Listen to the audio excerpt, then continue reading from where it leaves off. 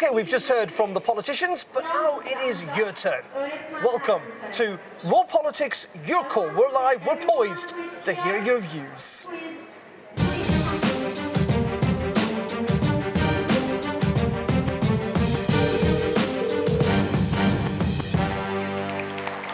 That's right. Thank you so much for joining us. We're live here in a very busy European Parliament in Brussels. Quite lively European Parliament. Lots of action behind us. Well, thank you for joining us. As lots of interesting stories today. We're discussing MPs in the UK calling on police for protection from abusive protesters. And meanwhile in Bremen, we've seen the head of the AfD party there in Bremen recovering in hospital from an attack on the streets. What is going on? Some politicians have said that public order is deteriorating. We want to know what your opinion is. We also want to hear what you've got to say about what's happening in France, of course, with the yellow vest protesters. I think we're now into the second month of protests. They remain, even though less popular than they were before, continually violent. Looks like the French government are trying to clamp down on that violence. Is that the right thing to do? Is it fine potentially to express your disagreements violently?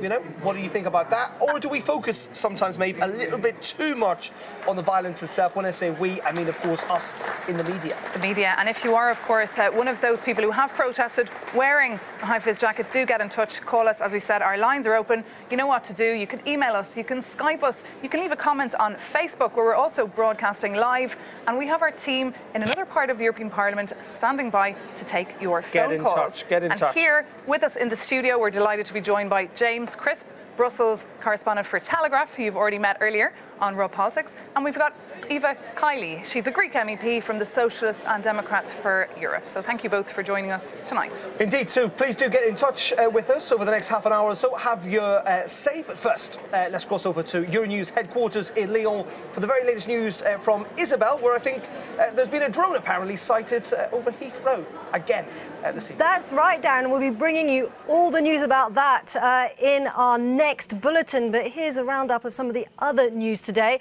And we're going to go to Turkey, where President Recep Tayyip Erdogan has slammed as a grave mistake comments by US National Security Advisor John Bolton. Mr. Bolton said the US would only withdraw its troops from Syria if Ankara promises to target Western allied Kurdish militia in the country. Well, the Kurdish YPG and YPJ have been at the forefront of the fight against so-called Islamic State and have made significant territorial gains along the border with Turkey.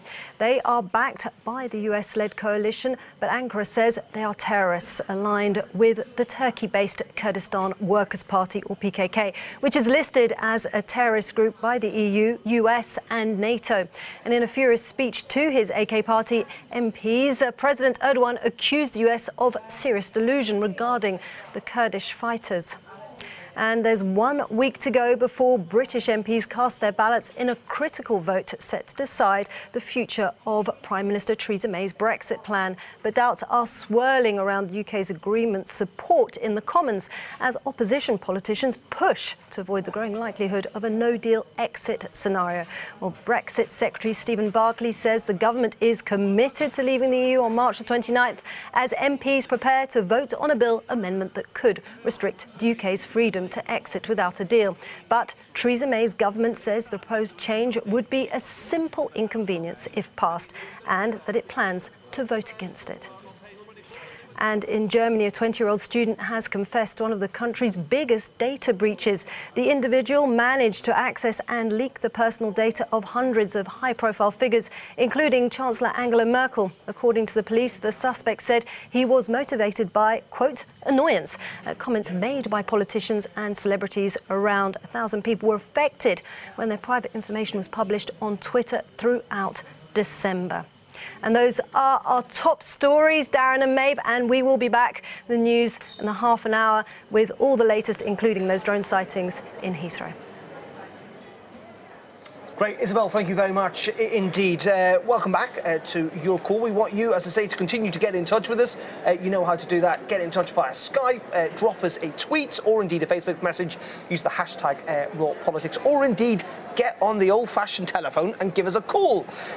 Because we're talking tonight about everything from violence or intimidation or indeed just heckling politicians. What is right, what is wrong, where should the line be drawn? And of course, on the yellow vest protesters in France, again, we've seen that continuing protests erupt in violence week after week. Is it right that the French government should clamp down on those protesters? Absolutely. We already have a couple of messages on our Facebook, so hello to all our viewers there. We've got some people from Tel Aviv and some from Colombia joining us, so great to have you with us. We'd love to hear what you think about the yellow protest movement. Yeah, and we've got people like George tweeting saying that there's overwhelming negative reporting of the yellow vest protesters against what he calls the globalist Macron, and he thinks that the narrative on that should be changed.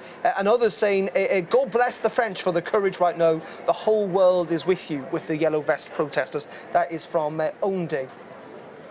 The whole world is not with the yellow vest protesters. I'm sorry, I'm going to have to say that sort of straight away. I mean, I had quite a lot of sympathy for the Gilets jaunes when they first sort of emerged on the scene. I thought it was quite a I suppose almost sort of inspiring, spontaneous manifestation of people's frustration at not being listened to by their politicians. But as things have gone on and there's been more and more violence, you know, you start to wonder, is this actually a force for good, or is it just a cover for thuggery?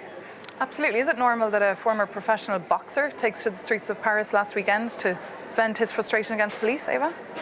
Well, I think really it's not spontaneous. It's violence. Violence can never be right. They can never achieve any goal with that.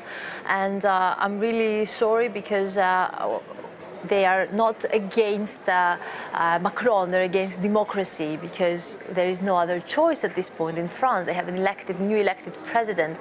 So for me, it doesn't make sense. And I do believe they have to take strict measures, because I see that the violence can only be increased, and it's being manipulated by the extremists and also by specific political parties. And I think this is the danger, and we have to be united to condemn these actions all over Europe. So would you follow the footsteps of Emmanuel Macron and the steps he's taking, or what would you do if you were in his position? Well, really it's a difficult position, and I've thought about that. I do believe he's right to take action, and very fast, and I think he has to expose who are the ones that are leading the most violent actions. I think this could be the only way to expose them, basically, and to show that this is not the response to any problems that we have. You know, I come from Greece. We have a very strong anti-systemic wave, and in the end, it seemed that nothing could happen in a different way. We all have to work hard. We have to keep discussing. And if we're not united, we cannot overcome the problems. So I think we have to send strong messages. I saw one party, a political group here from the left, having posters saying, if you're not outraged, you're stupid. I think we have to condemn these messages. Instead, we've got George here tweeting saying the continuity and the unity of the yellow vests on the quest for justice should make every fellow EU citizen proud of their actions. For once, we show the world that the resistance can give the oppressor government a hard time. Well, I mean, it's a reflection, though, isn't it, James, of, you know, there is frustration and there is anger, particularly in France at the moment. Yeah, and I mean, and I do have a lot of sort of sympathy for that frustration and anger. I don't think frustration and anger are necessarily bad things in and of themselves. But I mean, Macron has handled this quite badly. You know, he tried to give them things they were asking for. He apologised, and now he's coming up with new laws to stop the demonstration. Well, I would implement the existing law. If there is a violent crime committed, implement that law. I mean, why is that law not being enforced now? Why do you need a new law against unauthorised protests? Well, we have a comment here from Catherine Doherty. She is tweeting to us tonight from Scotland, and she says that the French Prime Minister seeking a new law to punish unauthorised protests violates the French citizens' basic human rights that are enshrined in the UNDHR and the ECHRI. She said all media outlets going up in arms if it happens in Russia and China. You should be doing the same for France, she says. Can I say something? I think they talked about undeclared protests, not the declared ones. And you said frustration, but the way they express frustration is violence. It's homophobic attacks, it's racist attacks, and I don't think anybody can excuse that. You cannot compare it. You cannot compare violence to anything. A protest that's peaceful, like the Yellow Balloons protest, I think this would send a stronger message than the yellow jackets. I mean, I think you have a point there, but I mean, let's not forget that a close ally of Emmanuel Macron also went out on a protest on the side of the police, so, you know, it's not like Emmanuel Macron is some sort of squeaky clean guy when it comes to these situations, and he's handled this badly. The fact he's looking at these new laws after offering concessions shows that, frankly, he doesn't know what to do, and his popularity continues to dwindle in France, and I think it will continue to dwindle for the foreseeable future. Interesting here, another tweet suggesting that no recent revolution has looked so real, so strong and united as what's going on right now in France. Both the government and the peoples are testaments of something that has been waiting for a long time. Hashtag revolution. I mean, this weekend is going to be fascinating to see what happens in France. We know popularity has been declining. The numbers haven't been the same. I mean, how serious is this for France? I mean, you know, is this a revolution? Is the wrong word? I mean, what you have now is you have a president who styled himself as this kind of Jupiterian figure who stands aloof, and you know, the feet of Colossus are beginning to be exposed as perhaps being clay. Now, personally, I'm quite glad about that, because I think that politicians do tend to, you know, be normal people as opposed to Roman gods, no matter how Emmanuel Macron would like to present himself. And I think that's healthy. Well, I don't exactly understand the cause. Are you a Roman goddess? No, actually, I don't claim Greek. Yeah, I don't claim to be Roman. I would claim to be Greek, but no. I cannot understand the purpose and the cause of the protest at this point. I think it's blurry, and I do believe that these protests now are being manipulated for political gains from specific political forces. So I would be more suspicious, and I believe that people should be more suspicious of that, because it's good to have a clear cause and to make sure that losing trust in politics would motivate you to vote, to participate, to act, or to have specific a specific cause actually that you fight for.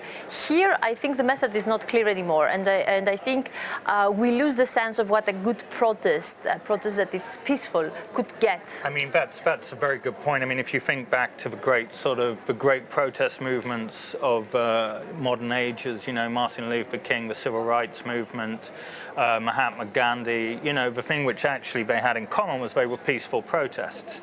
That didn't mean they were weak. In fact, you know, you could argue it takes more strength to sort of... And today you need to be violent really to grab attention, and you can do that as well by filming yourself on your iPhone and putting that quickly out. Social media. Indeed. Anyway, we do want you to get in touch if you've been a yellow vest protester, not necessarily just in France, but indeed in Belgium.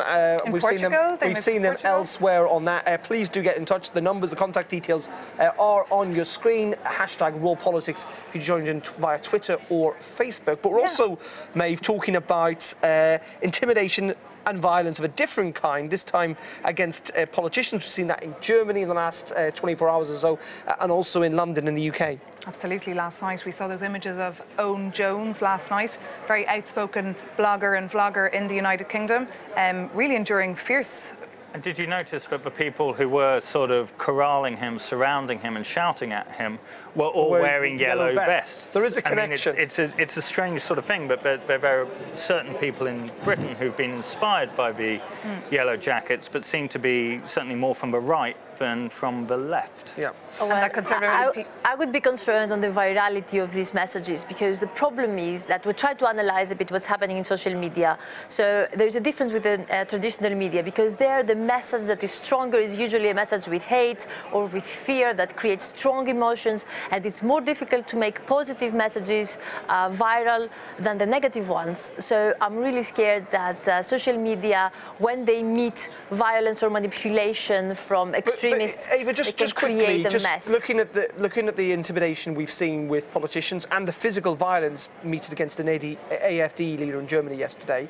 I mean, have you ever been concerned about your safety, or do you think this will put people off, good people off, from going into politics thinking, I don't want to have to put up with this? Well, yeah, I remember when we were voting strict measures, and basically we were blackmailed to vote either strict measures or exiting Europe. It was very difficult to move freely without feeling the nervousness and actually people being aggressive with you. So I think this feeling is something that I cannot compare it with anything else. You feel unsafe, and you have have to do something, and nobody could be in your place at that point. So you have to make a decision. So I do believe we have to resist this violence and this hate speech against politicians, actually. It can lead us to nothing good. But it's fair to say that those strict measures were quite cruel, weren't they? What strict measures? The strict bailout measures, the reforms which were imposed. No, of course, I mean, they were cruel not about. And they hurt people. Yes, but you don't turn people against politicians. Politicians are supposed to express citizens and try to protect them, and you can protest, but there are ways to do that. In Greece, we lost people, we lost lives in these protests. They were super violent and really dangerous. So I don't want this to see this happening in any other country. But then you look at David Bruce is tweeting in saying people demonstrating against the political elite is increasing because they're not being heard. Again, another sense of frustration. Someone else saying, love the way the media suddenly plays up the victimhood and shock after 2 years of blatant bias against a decision they didn't approve of. Clearly, I think, referring to Brexit there. But there is that sense that people, again, are frustrated because they don't think that their voices are being heard, that politicians like you are listening to them. Well, you know what's funny, that in Greece we changed the result of the referendum. So basically some parties, as I said, they manipulate even the referendum. So I think we have to think again. And when people have to talk or protest, they have to do it peacefully. And when they vote, they have actually to participate. They have a chance to participate. I believe even in UK, if the young voters, the young citizens would have participated, maybe we would have a different result. Well, I'm going to have to say, so this is the time that you speak. If young people had bothered to get up off their bottoms and actually go and vote. Well, everyone knew when the referendum was, and they didn't turn up. Yeah, so, and I mean, I'd also add that, you know, my media outlet does approve of Brexit. Okay, well, there we go. There we go, guys. When you have the right to speak, right? We're going to take a little break, and then we're going to give you more of the right to speak. And after the break, we've got a caller from Amsterdam. We're going to have callers. I'm going to let you speak. So join in a couple of minutes. We'll continue the discussion then.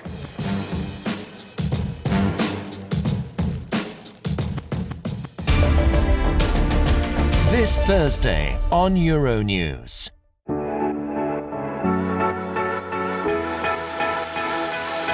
Six flagship projects in the scientific, social or environmental fields. In smart regions, learn how they visibly improved people's lives.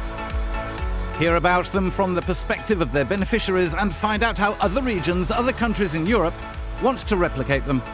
That's on Smart Regions this Thursday on Euronews and Euronews.com.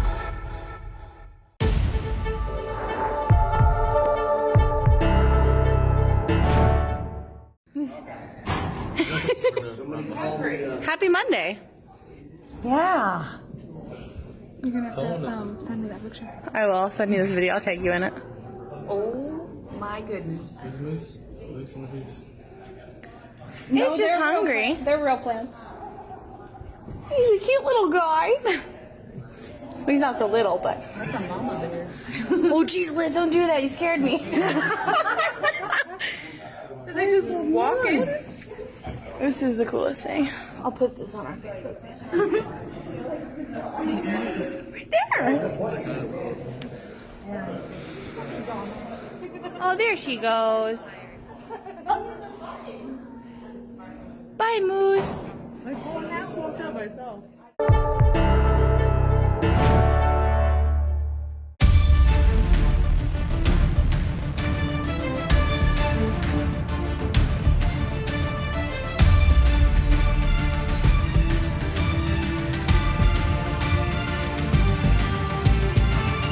Euronews. All views.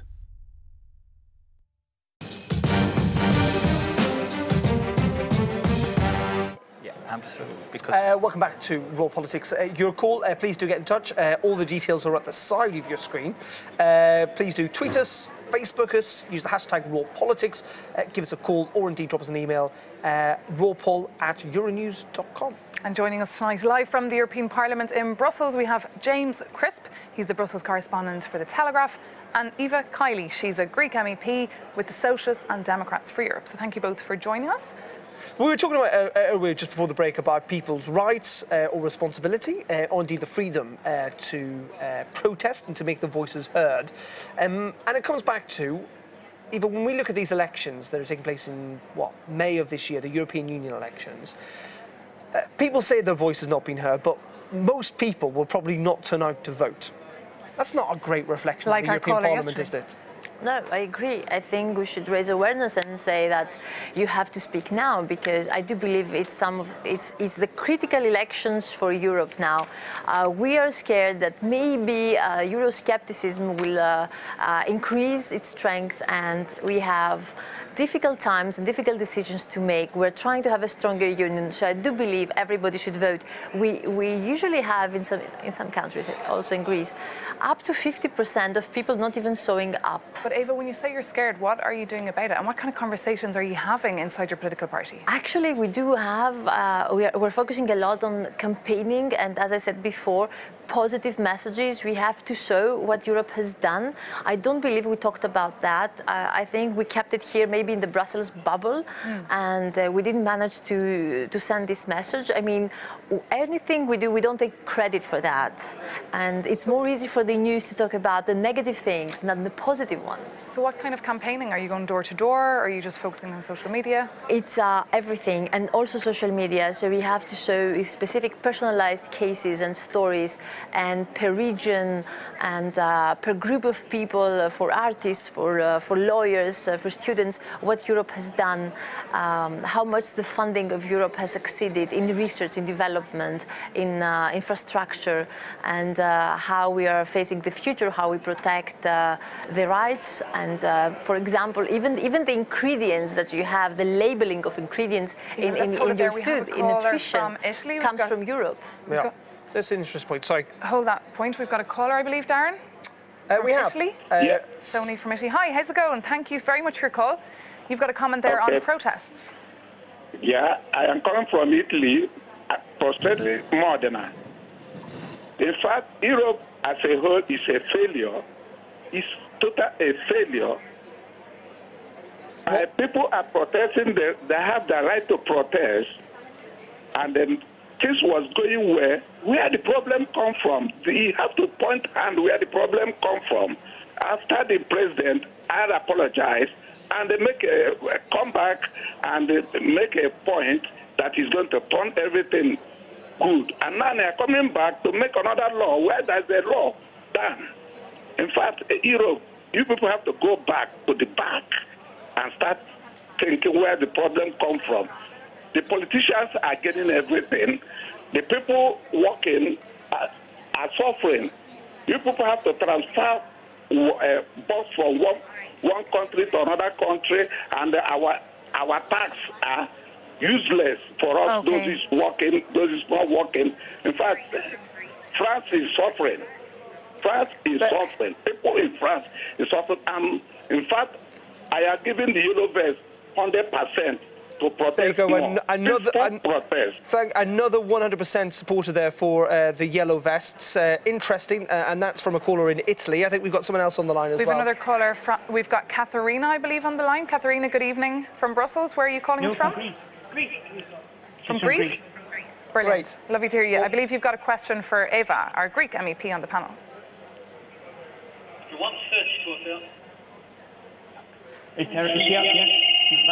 Can you hear us? Can you hear us? We can hardly hear you. Well, we've lost that. Interesting, though, that, again, there seems to be an awful lot of solidarity outside of even France with the Yellow Vest movement. And people feel left behind, don't they? People don't think that they've been listened to, and people feel left behind. And then you can come to Brussels, and there's a sense that there are people here who don't care about those people who've been left behind, and they're making rules for which those people, for example, the strict rules on the budget that the Italian government has to sort of observe, and maybe France doesn't have to sort of observe. It seems that there's one rule for some and another rule for another. Can I say something? I think sometimes we're not fair because politicians usually blame Europe for what they don't do, and for everything else they take the credit, especially in their own governments. So I would say we can blame Europe for a lot, that we didn't act fast to have a stronger Europe.